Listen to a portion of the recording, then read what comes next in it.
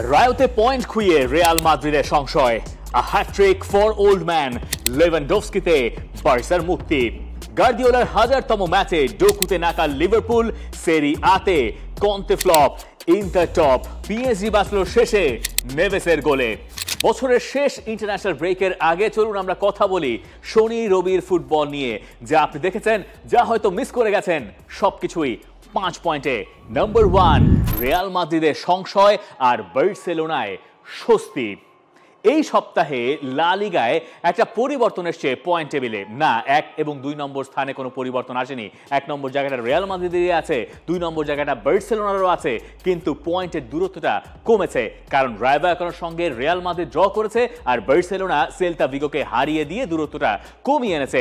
ঠিক সঙ্গত কারণ এইটাই আজকের স্প্যানিশ দৈনিকগুলো বলছে যে লা লিগা টাইটেল রেস ইজ ব্যাক। আপনাকে মাসখানেক আগে ফেরত নিয়ে যাই, যখন ইন্টারন্যাশনাল ব্রেকের পরে এল ক্লাসিকোতে বার্সেলোনা হেরে গিয়ে বেশ খানিকটা পিছিয়ে পড়েছিল রিয়াল মাদ্রিদের তুলনায়, কিন্তু সেই রিয়াল মাদ্রিদ লিভারপুলের কাছে অ্যানফিল্ডে হারার পরে টানা দ্বিতীয় ম্যাচ পার করলো কোনো রকম কোনো গোল না করে, এবং তারা বার্সেলোনাকে একরকম আমন্ত্রণই জানিয়ে রেখেছে।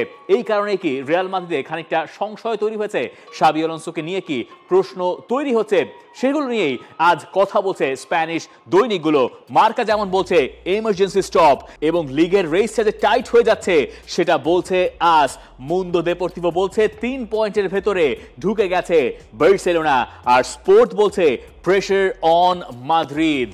আসলে রিয়াল মাদ্রিদে কতখানি প্রেশার? রিয়াল মাদ্রিদের প্রেশারের ভিতরে একটা সম্ভবত রিয়াল মাদ্রিদের গোল করতে না পারা। ভায়াকানোর বিপক্ষে হয়তো তাদের গোলকিপার খুব ভালো করেছেন, কিন্তু কিলিয়ান এমবাপে গোল করলেন না, আর রিয়াল মাদ্রিদ আরো একবার গোল করতে পারলো না। এই জায়গায় অনুসিদ্ধান্তে আপনি কি করে পৌঁছাবেন? রিয়াল মাদ্রিদের ফুটবলারদের কি এরকম হওয়ার কথা যে দলে ভিনিসিয়াস আছেন, যে দলে বেলিংহ্যাম আছেন, যে দলে কিলিয়ান এমবাপে আছেন, তারা টানা 2 ম্যাচ যখন গোল শূন্যভাবে পার করে দেন, তখন প্রশ্নটা ওঠে কোচকে ঘিরে এবং শাবি আলোনসোর কৌশলকে ঘিরে। যে প্রশ্ন উঠেছে সেটাকে প্রশ্ন না বলে আরেকটু ভদ্রভাবে বোধহয় বলা ভালো, যে সংশয় তৈরি হয়েছে। একে তো অ্যানফিল্ডের সঙ্গে ওই ম্যাচটার পারফরমেন্সের পরে লোকে এক্সপেক্ট করেছিলেন যে রিয়াল মাদ্রিদের কাছ থেকে একটা রিয়াকশন দেখা যাবে।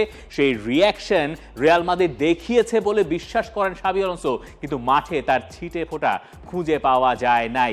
এই ভায়াকানোর সঙ্গে রিয়াল মাদ্রিদ গত 3 বারও অবশ্য পয়েন্ট হারিয়েছিল, এই নিয়ে টানা 4র্থবার তারা সেখান থেকে জিতে আসতে পারে নাই। টানা 3য় ড্র, এবং এর আগে তারা একবার এই মাঠে হেরেছিল।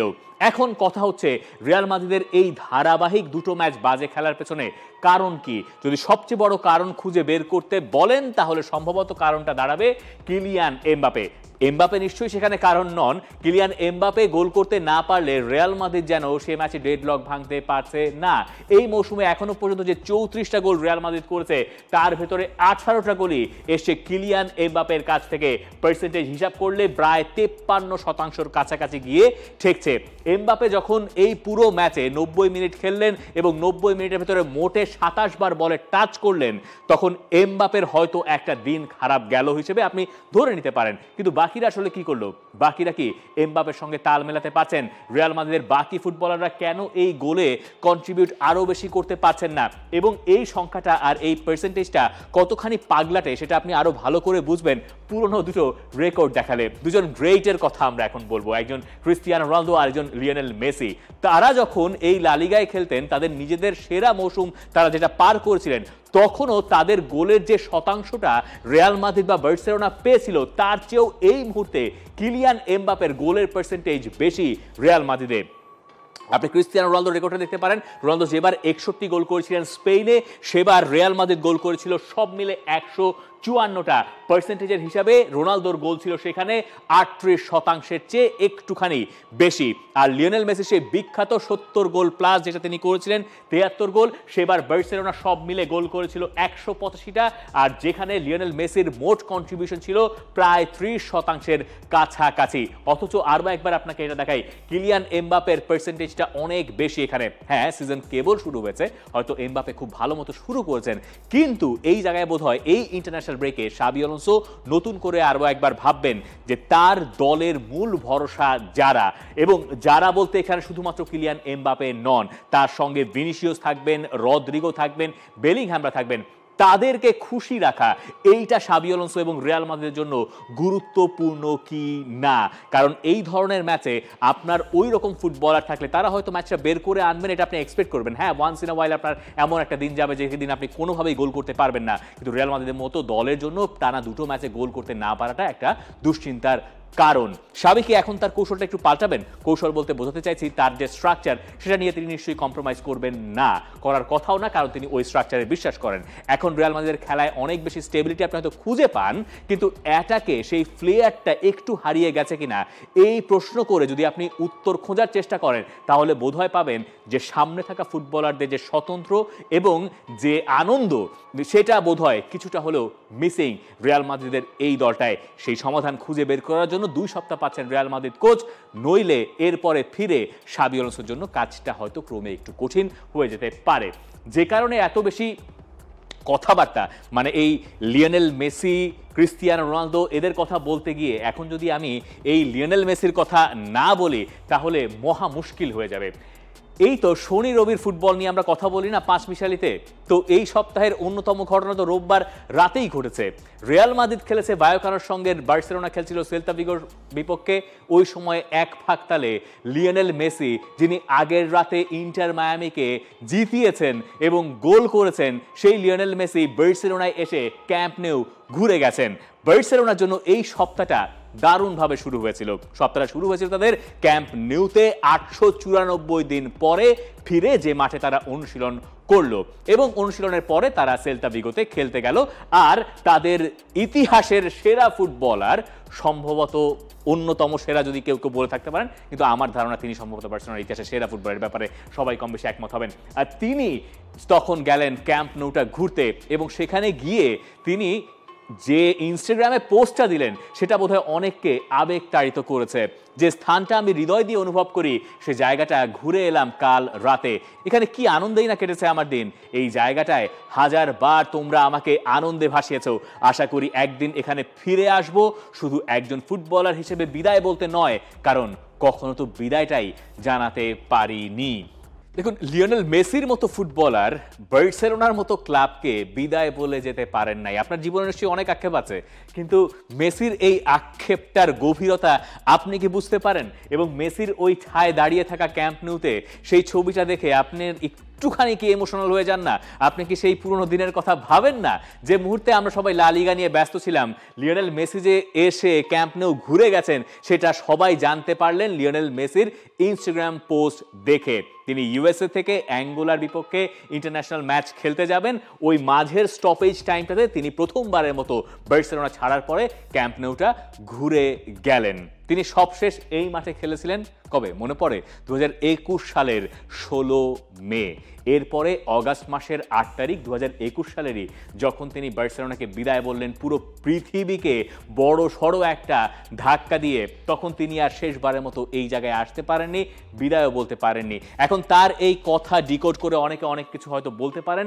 দিন শেষে হয়তো এই ক্যাম্প নিউটাতে আমরা লিওনেল মেসির একটা বিদায়ী ম্যাচ দেখতে পারবো, যেমনটা বার্সেলোনার প্রেসিডেন্ট হুয়ান লাপোর্তা পর্যন্ত দাবি করেছেন যে এই স্টেডিয়ামটায় তারা চান লিওনেল মেসিকে বিদায় বলতে। মেসিও নিশ্চয়ই বিদায় বলতে চান। লা লিগায় এই সপ্তাহে অন্যতম বড় ঘটনার ভেতরে অবশ্যই দ্য কিং লিওনেল মেসির ভিজিটটা থাকছে। এমন একটা সময় মেসি এই বার্সেলোনা ঘুরে গেলেন যে সময়টায় বার্সেলোনা পয়েন্ট টেবিলে একটু সুবিধাজনক জায়গায় আসতে পেরেছে। আর বার্সেলোনার জয়ের নায়ক এই রবার্ট লেভানডফস্কি। যে লেভানডফস্কি বলছেন যে যখন রিয়াল মাদ্রিদ রায়ো ভায়াকানোর সঙ্গে পয়েন্ট খোয়ালো তখন থেকেই তারা বুঝতে পেরেছিলেন যে সেল্তা ভিগোর সঙ্গে তাদেরকে জিততে হবে। এই ম্যাচটাকে তারা ওই রকম গুরুত্ব দিয়ে রেখেছিলেন। তিনি বিশ্বাস করেন এটা এই সিজনের একটা টার্নিং পয়েন্ট হতে যাচ্ছে বার্সেলোনার জন্য। সেল্তা ভিগো বার্সেলোনার জন্য মোটেই ভালো জায়গা নয়। সেই জায়গায় বার্সেলোনা যে জিততে পেরেছে সেটার পেছনে আসলে এই লেভানডফস্কিরই সবচেয়ে বড় অবদান। ফার্স্ট হাফে আপনি দেখেছেন এন্টারটেইনিং ফুটবল, 3-2 ছিল স্কোর লাইন, 2টো গোল করেছিলেন লেভানডফস্কি, আর এগিয়ে যাওয়া গোলটা করেছিলেন লামিন ইয়ামাল। মার্কাস রাশফোর্ডের অ্যাসিস্ট একটার পর একটা ঘটছে, কিন্তু এই ম্যাচে ঘুরে ফিরে আমাদের কথা বলতে হবে লেভানডফস্কিকে নিয়ে। তিনি এই যে হ্যাট্রিকটা করলেন সেখানে তার বয়স গিয়ে দাঁড়িয়েছে 37 বছর 80 দিন। তার চেয়ে বেশি সালের পর থেকে তার চেয়ে বুড়ো বয়সে হ্যাটট্রিক করার রেকর্ড আছে দুজনের, একজন হোয়াকিন এবং আরেকজন মলিনা। তারা তার চেয়ে বুড়ো বয়সে হ্যাটট্রিকটা করেছিলেন। বার্সেলোনার জন্য এই ম্যাচটা জেতা খুবই খুবই গুরুত্বপূর্ণ ছিল, কিন্তু ফার্স্ট হাফটা বার্সেলোনার একেবারেই মন মতো বোধ হয় যায় নাই, কারণ সেখানে তারা আরও একবার সেই মহাবিখ্যাত বা কুখ্যাত ডিফেন্সিভ লাইন ফাঁকি দিয়ে গোল করেছে তাদের বিপক্ষে সেল্তা ভিগো, যেটা তাদের জন্য দুশ্চিন্তার কারণ। কিন্তু সেকেন্ড হাফে আবার হান্সি ফ্লিক তার দল যেভাবে জবাব দিয়েছে তাতে বার্সেলোনার জানে খানিকটা পানি বোধহয় আসার কথা। ইনফ্যাক্ট ম্যাচ শেষে হান্সি ফ্লিক বলছেন যে এতদিন যে আমাদেরকে যে সমালোচনাটা করলেন সেটা আমরা দেখিয়ে দিয়েছি সেকেন্ড হাফে খেলে। বার্সেলোনা আসলেই সেকেন্ড হাফে তাদের ওই হাই লাইন ডিফেন্ডিংটা খুব ভালো মতো মেনটেন করেছে। সেকেন্ড হাফটা বার্সেলোনার জন্য খুবই খুবই আইডিয়াল হতে যাচ্ছে। ওইটার ওপর যদি বার্সেলোনা কাজ করতে পারে এবং ওইভাবে যদি বার্সেলোনা খেলতে পারে তাহলে হয়তো এই ইন্টারন্যাশনাল ব্রেকের পরে বার্সেলোনা লা লিগার টাইটেল রেসে আসলেই ফিরতে পারে। বার্সেলোনা আরেকটা অ্যাডভান্টেজ হতে যাচ্ছে ইন্টারন্যাশনাল ব্রেকের পরে, সেটা হচ্ছে তারা যে ম্যাচগুলো লা লিগায় খেলবে সেটা রিয়াল মাদ্রিদের আগে। মানে এখন রিয়াল আর বার্সার পয়েন্টের ব্যবধান তো 3, এরপরে যখন বার্সেলোনা ইন্টারন্যাশনাল ব্রেকের পরে প্রথম ম্যাচটা খেলবে সেটা যদি তারা জিততে পারে তাহলে তাদের পয়েন্টের গ্যাপ আর থাকবে না, 3-3 সেটা ঘুচিয়ে ফেলবে এবং সমান হয়ে যাবে রিয়াল মাদ্রিদের সঙ্গে। রিয়াল মাদ্রিদের হাতে অবশ্য একটা ম্যাচ বেশি থাকবে, কিন্তু পরদিন যখন রিয়াল মাদ্রিদ খেলতে নামবে রোববারে, তখন রিয়াল মাদ্রিদ জানে যে তারা যদি জিততে না পারে তাহলে বার্সেলোনা তাদের সঙ্গেই থাকছে।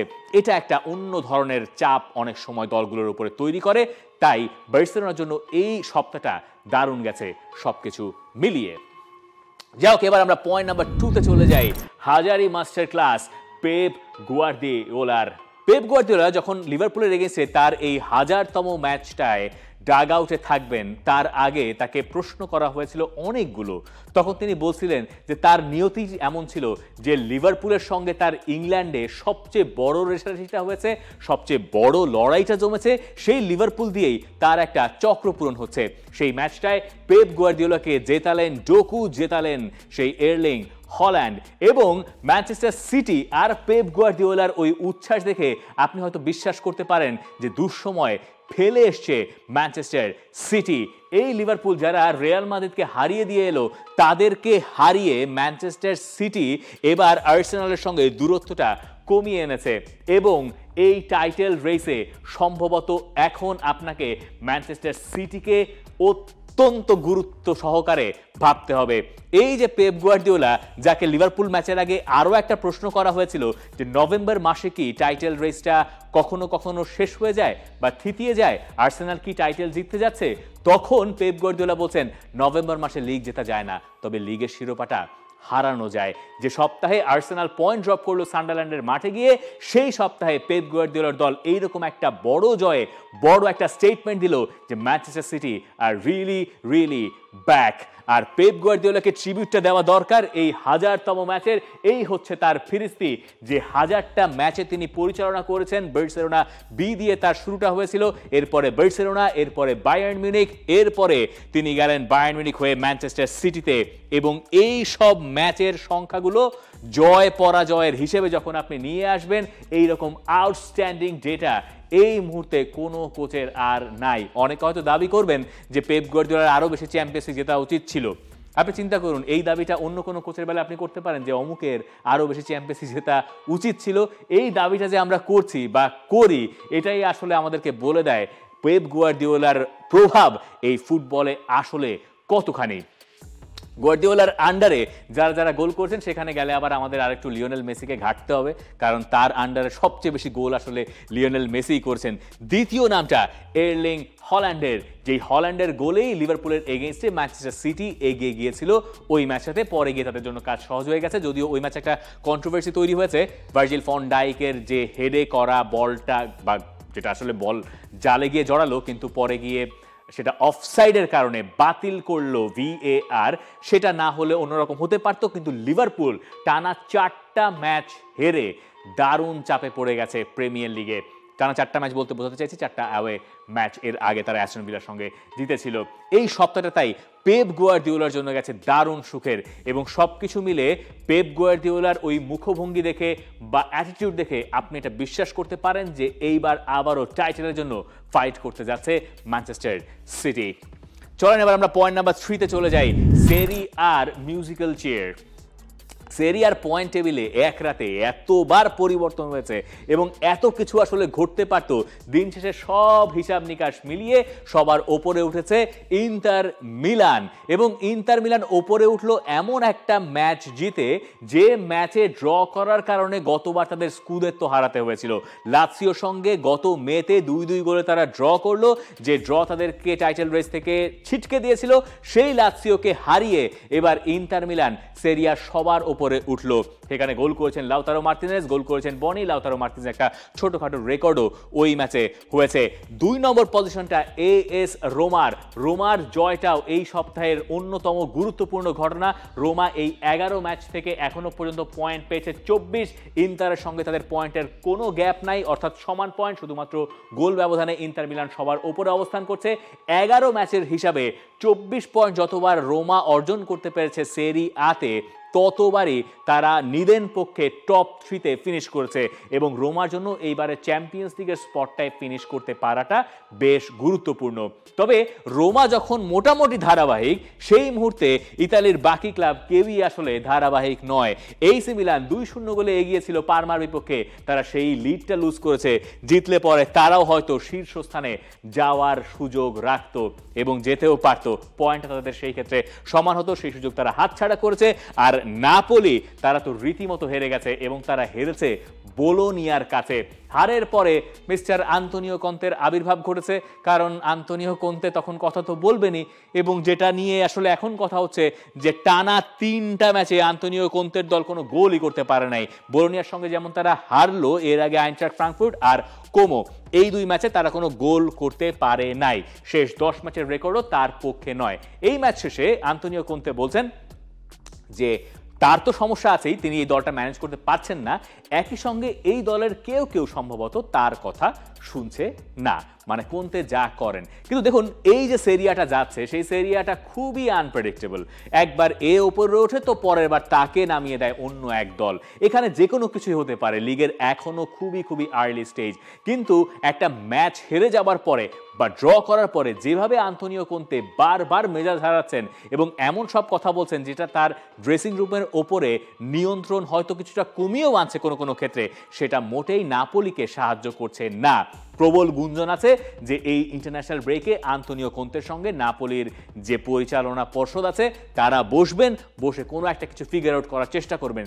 সেইটা নিশ্চয়ই আন্তোনিও কন্তের চলে যাওয়া নয়, এটা আপনি বিশ্বাস করতে চাইবেন না। কিন্তু কন্তের সম্ভবত বদলানোর প্রয়োজন, সময় সম্ভবত এসে গেছে। ইউভেন্টাসকে নিয়ে দুটো কথা বলা দরকার। ইউভেন্টাস আরও একবার ড্র করেছে, স্পালেত্তি এখন 2 সপ্তাহ পাচ্ছেন এই দলটাকে নিয়ে গুছিয়ে কিছু করার, যদিও তিনি বেশিরভাগ ফুটবলার পাবেন না, কারণ ইন্টারন্যাশনাল ব্রেকে বেশিরভাগ ফুটবলার চলেও যাবেন। পয়েন্ট নাম্বার 4, বায়ার্ন মিউনিখ থামলো আর পিএসজি বাঁচলো। বায়ার্ন মিউনিখ থামলো কিসে? বায়ার্ন মিউনিখ থামলো ইউনিয়ন বার্লিনের সঙ্গে 2-2 গোলে ড্র করে টানা 16 ম্যাচ জেতার পরে তারা গিয়ে থামলো। কিন্তু এই বায়ার্ন মিউনিখের ম্যাচে হ্যারি কেনের 93 মিনিটের গোলটা, মানে সমতাসূচক গোলটা বাদ দিয়েও ঘটনা হচ্ছে লুইস দিয়াজের ওই গোলটা, যে গোলে আপনি গোলটা হয়তো দেখাতে পাচ্ছি না, কিন্তু গোলের পরে ওই যে স্টানিশিচের রিয়াকশনটা যদি আপনি দেখেন ঠিক পেছনে, তাহলেই বুঝতে পারবেন যে কোন মাত্রার গোল লুইস দিয়াজ করেছেন বায়ার্ন মিউনিখের হয়ে। সম্ভবত ইউরোপের টপ 5 লিগের এইবারের বা এই সপ্তাহের সেরা গোলের কাতার সেটা থাকবে। 0 ডিগ্রি অ্যাঙ্গেল থেকে যেভাবে লুইস দিয়াজ গোলটা করেছেন। বায়ার্ন মিউনিখের কপাল ভালো, তারা যে সপ্তাহে পয়েন্ট খুঁজেছে সেই সপ্তাহে তাদের এমন কোনো আহামরি ক্ষতি হয় নাই, কারণ বরুসিয়া ডর্টমুন্ড 97 মিনিটে গিয়ে গোল হজম করে তারা হামবুর্গের কাছে পয়েন্ট হারিয়েছে। অন্যদিকে আরবি লাইপজিগ তারা হেরে বসেছে। তাই আসলে যে লাউ সেই কদুই রয়ে গেছে বুন্দেসলিগার পয়েন্ট টেবিলটা। তবে পিএসজির জন্য কাজটা বেশ নাটকীয় হয়ে যাচ্ছিল।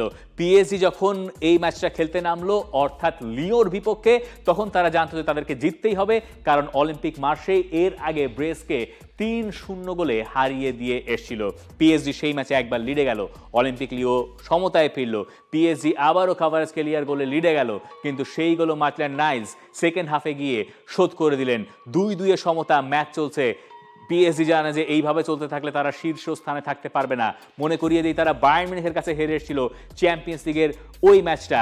ওই ম্যাচে গিয়ে মানে লিওর সঙ্গে যখন ম্যাচটা মনে হচ্ছিল যে 2-2 শেষ হবে, সেই সময় 93 মিনিটে নিকোলাস তালিয়াফিকো, অলিম্পিক লিওর ক্যাপ্টেন, তিনি গিয়ে অফ দ্য বলে একটা ফাউল করলেন, সেকেন্ড ইয়েলো কার্ড দেখলেন, রেড কার্ড দেখে মাঠ ছাড়লেন। 10 জনের দলে পরিণত হলো অলিম্পিক লিও। ওখান থেকে একটা ফ্রি কিক এলো যেটা গেল বাই লাইনের বাইরে। সেই সিকোয়েন্সে যে কর্নার কিক, সেই কর্নার কিক থেকে নেভেস যে গোল করলেন সেটা পিএসজিকে বাঁচিয়ে দিয়েছে এবং সবার ওপরে নিয়ে গেছে ইন্টারন্যাশনাল ব্রেকের আগে। পিএসজির জন্য এই জয়টা তাই বেশ গুরুত্বপূর্ণ ছিল। এবার আমরা যাচ্ছি পয়েন্ট নাম্বার 5-এ।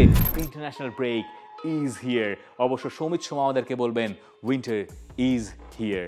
যদিও বাংলাদেশের উইন্টার আর সমিত সোমের উইন্টার মোটেই এক হবে না। সমিত সোমের সপ্তাহটা ভালো যায় নাই। সমিত সোম তার দল ক্যাভালরি এফসি অটোয়ার বিপক্ষে যে ফাইনাল ম্যাচটা খেলতে নেমেছিল সেখানে তার দল 2-1 গোলে হেরে গেছে এবং শিরোপাটা আরও একবার জেতা হয় নাই সমিত সোমদের। কিন্তু যে কন্ডিশনে খেলাটা হয়েছে সেটা দেখে কারো কারো আসলে বাংলাদেশের কথা মনে পড়ে যেতে পারে। ফেডারেশন কাপে গতবারের বিখ্যাত মাঠটার কথা মনে নাই, ওই যে টেবিল চেয়ার দিয়ে যে পানি নিষ্কাশন চলছিল বাংলাদেশ ফুটবল ফেডারেশনের। বৃষ্টি হয়েছিল, বৃষ্টির জন্য খেলা বন্ধ হয়ে গেছিল। বৃষ্টিতে হয়তো খেলা বন্ধ থাকে কিন্তু এই স্নোফলেও খেলা চলেছে, যার ভেতরে সমিত সোমের দলকে আসলে শেষ পর্যন্ত হারতে হয়েছে।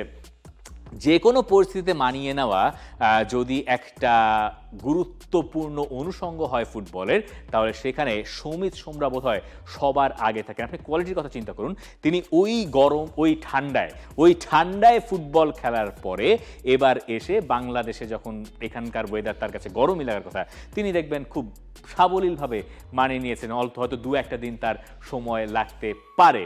আর হামজা চৌধুরী তিনি তো এসেই গেছেন। সমিত সোম আসছেন পরদিন, অর্থাৎ আপনি যখন এই 5 মিশালি দেখছেন তার এখানে আসতে আসতে বুধবার মতো গড়িয়ে যাবে। আর হামজা চৌধুরী তো চলেই এসছেন। হামজা চৌধুরীর ট্রেনিংও দেখা যাবে মঙ্গলবার থেকে। বাংলাদেশে এখন আসলে ফুটবলের মৌসুম আরও একবার সেই আবহটা ফিরে আসছে যখন ইন্ডিয়ার সঙ্গে ম্যাচ, নেপালের সঙ্গে ম্যাচ। আর ভদ্রলোক অভদ্রলোকের খেলা কি তা তো আর আমি জানি না, কিন্তু ফুটবল আসলে দিন শেষে প্রাণের খেলা, এটা বোধহয় পরিষ্কার করে বলা চলে। এই সপ্তাহে ইন্টারন্যাশনাল ব্রেকে আরও গুরুত্বপূর্ণ ঘটনা হচ্ছে। যে ম্যাচগুলো রয়েছে ইউরোপে সেটা আমাদেরকে জানিয়ে দেবে যে ইউরোপ থেকে কোন দেশগুলো বিশ্বকাপে যাচ্ছে। যদিও প্লে অফের স্পট বাকি থাকবে। আমরা আফ্রিকার প্রায় পুরোটাই জেনে গেছি, আমরা অনেক অঞ্চল জানি, কিন্তু এই ইন্টারন্যাশনাল ব্রেকটা গুরুত্বপূর্ণ এই কারণ এটা বছরের শেষ তো এবং এটা বিশ্বকাপের ড্রয়ের আগে সবশেষ ইন্টারন্যাশনাল ব্রেক। এই ছিল আমার এই সপ্তাহের 5 মিশালি।